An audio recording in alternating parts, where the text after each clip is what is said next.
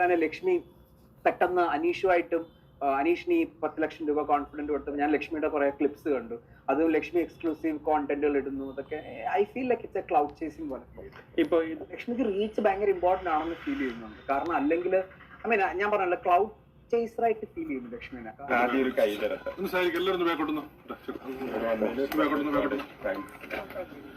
Big boss Lakshmi, എൻ്റെ പൊന്ന ലക്ഷ്മി, നീ ഒന്നിക്ക് അനുമോളുടെ കൂടെ നിൽക്ക്, അല്ലെങ്കിൽ അനീഷിൻ്റെ കൂടെ നിൽക്ക്.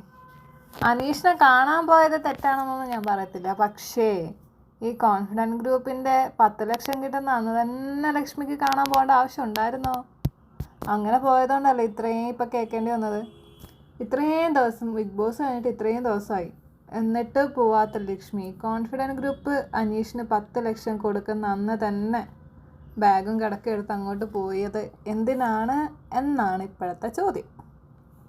ഈ ബിഗ് ബോസ് കഴിഞ്ഞിട്ട് കുറേ നാൾ അനുമോളുടെ പറയുമായിരുന്നു, കാരണം റീച്ചൊക്കെ അവിടെ ആയിരുന്നല്ലോ. ഇപ്പം ആ ഒരു റീച്ച് കഴിഞ്ഞപ്പോൾ ഇപ്പം അനീഷിൻ്റെ പിറകെ കൂടിയിട്ടുണ്ട്.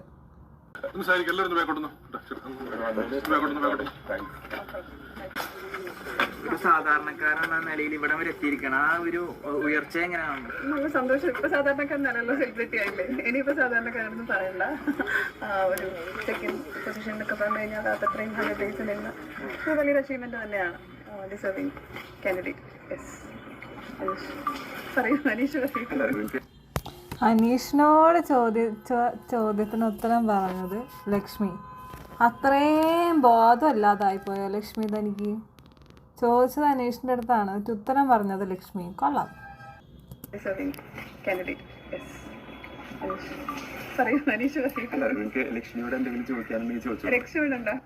എനിക്ക് കുറച്ച് പ്ലാൻസും അതുപോലെ തന്നെ പദ്ധതികളൊക്കെ ഉണ്ട്. അത് കറക്റ്റായിട്ട് പ്രോപ്പറായിട്ട് അതിൻ്റെ ഒരു കറക്റ്റ് ടൈമിൽ വരുമ്പോൾ അത് തീർച്ചയായിട്ടും നിങ്ങളെ അറിയിക്കും. അല്ല, ഈ ഇതിൽ പരിഹാസമൊക്കെ വരുമ്പോ പേഴ്സണലി എന്തോ തോന്നുന്നത്, ഒരു ഫീലിംഗ് എന്താണ്? അതായത് നെഗറ്റീവ് കമന്റ്സ് ഇതൊന്നും അങ്ങനത്തെ നമ്മൾ നോക്കാറില്ലല്ലേ, ആൾക്കാർ നോക്കുന്നത് അത് ആൾക്കാരുടെ അഭിപ്രായമല്ലേ, കുറച്ചുപേരുടെ അഭിപ്രായം. പ്രീവിയസ് കണ്ടസ്റ്റന്റ് ആയ റോബി മറ്റ് കണ്ടസ്റ്റന്റ് അപേക്ഷിച്ച് നോക്കുമ്പോൾ മനുഷ്യത്തെ സോഷ്യൽ മീഡിയയിൽ ആക്റ്റീവ് വളരെ കുറവാണ്. എന്തുകൊണ്ടാണ്? അത് ഞാൻ പറയാം. കാരണം നമ്മൾ ഇറങ്ങിക്കഴിഞ്ഞ് കുറച്ചൊരു ടൈം വേണം എല്ലാം ഒന്ന് സിങ്കായിട്ട് വരാൻ. ആ ഒരു ടൈം കൊടുത്തു കഴിഞ്ഞാൽ ആളും ആക്റ്റീവ് ആയിക്കോളും. ഇറങ്ങി കുറച്ച് നാൾ മുന്നേ ഇറങ്ങിയ ഒരാളെന്നുള്ള രീതിയിൽ എനിക്കത് പറയാൻ പറ്റും. അതല്ലേ ഞാൻ ആൻസർ ചെയ്തത്. എന്നെ സംബന്ധിച്ചിടത്തോളം ഈ ഒരു ഇത്രയും ചാനലുകൾ വരിക അല്ലെങ്കിൽ അനീഷിനെ പറയാൻ സമ്മതിക്കാതെ അനീഷിൻ്റെ സ്പേസിൽ കയറി സംസാരിക്കുന്നത് ഭയങ്കര ബോറ പരിപാടിയാണ്.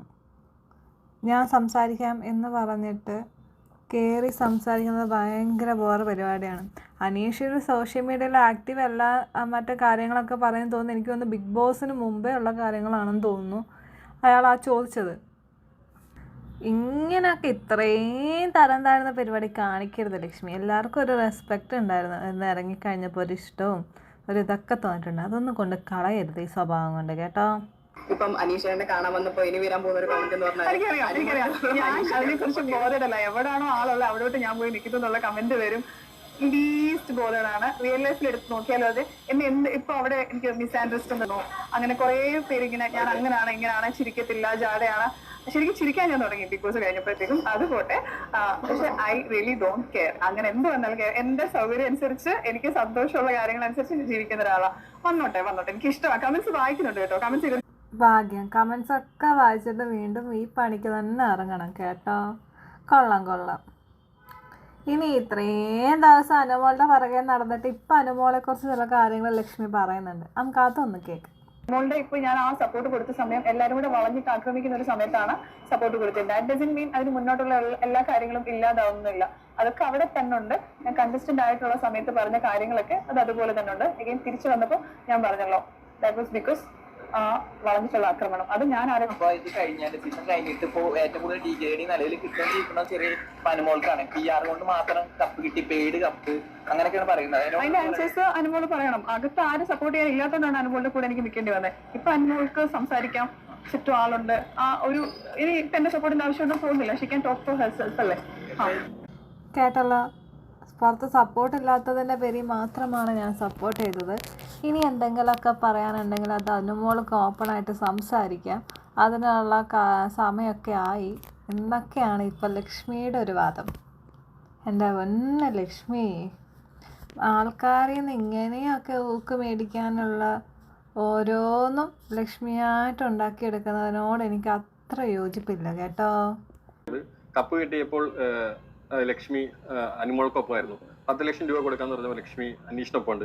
കുമ്പിടിയാണോ അതോ അതായത് ലൈം ലൈറ്റ് നിൽക്കാൻ വേണ്ടിയിട്ടുള്ള ഒരു ഗിമ്മിക്സ് ആണോ? അതിനെ കുറിച്ച് എന്താ തോന്നുന്നത്? എനിക്കത് ലൈം ലൈറ്റ് ഗിമിക്സ് ആയിട്ട് തന്നെ ഫീൽ ചെയ്യുന്നത്. കാരണം കുറെ അടുത്ത് Lakshmi is A good friend of mine. ലക്ഷ്മിയുടെ എനിക്ക് പ്രശ്നമൊന്നുമില്ല. പക്ഷെ ഞാൻ പറയുന്ന ലക്ഷ്മിയുടെ ആ ഒരു ആശയത്തോടാണ് എനിക്കെതിരുള്ളത്. കാരണം എല്ലാവരും പറയുന്നുണ്ട്, ഞാൻ ഇവൻ അനുമോളുടെ അടുത്ത് പെട്ടെന്ന് ആൾക്കൊരു റീ എൻട്രി ആയി പെട്ടെന്ന് ഒരു സപ്പോർട്ട് അനുമോളെ മോട്ടിവേറ്റ് ചെയ്യുന്നു. അങ്ങനെ ഞാൻ അത് പറഞ്ഞ സമയത്ത് എല്ലാവരും എന്നോട് പറഞ്ഞു ഭയങ്കര മോട്ടിവേഷൻ കൊടുത്തിട്ടുണ്ട്, ആള് സ്ട്രോങ് ആയിട്ട് നിന്ന് കൊടുത്തു എന്ന്.